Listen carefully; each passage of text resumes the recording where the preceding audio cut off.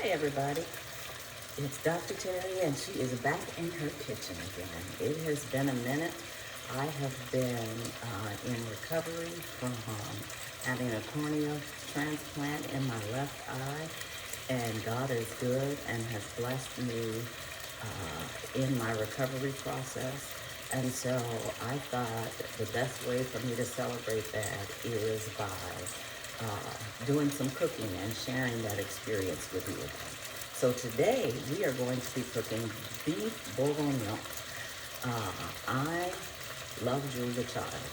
Watched her when I was a child and always dreamed of one day being a professional cook.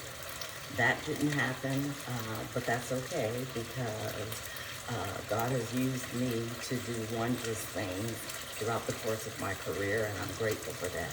And now I have the opportunity to share my love for cooking with you all.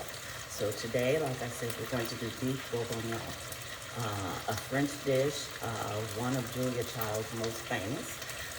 We're going to take a chuck roast, and I've actually cut the chuck roast up, and then we're going to brown it. We're not going to season it. We're not going to put flour on it. We're not going to do any of those things that we would normally do if we were going to braise something or roast something in the oven for an extended period of time, like shanks and oxtails and those sorts of things.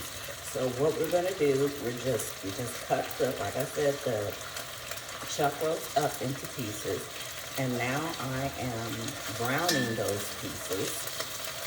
I'm going to remove them as they brown, and be careful not to overfill your pan or your pot, because if you do, rather than the meat getting brown and developing crust and depth of flavor, it's going to kind of steam, and so that's not what we want to happen.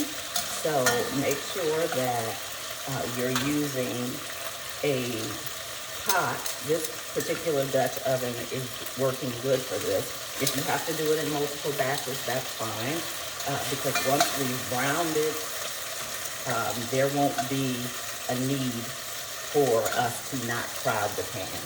But initially, we want to make sure that we give all the meat an opportunity to get brown. So I'm going to continue to brown this meat, and once it's browned, then we will begin the process of putting together the actual dish that will go into the oven and bake for about 3 to 4 hours. We'll be right back.